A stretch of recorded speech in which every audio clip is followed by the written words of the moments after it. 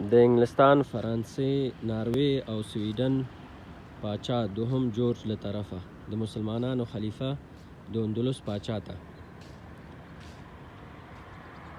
د لوی مقام او ستر جلال خاوند پاچا، تا ته له درناوي وروسته خبر شوی یم چې تاسو د طبابت لوی کمال لرئ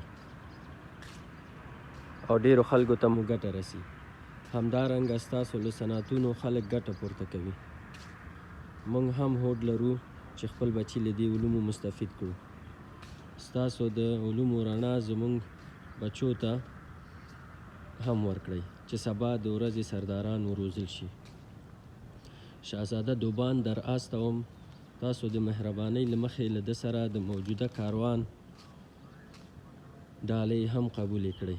ستاسو خادم دوهم جورج انجلتر پاچا.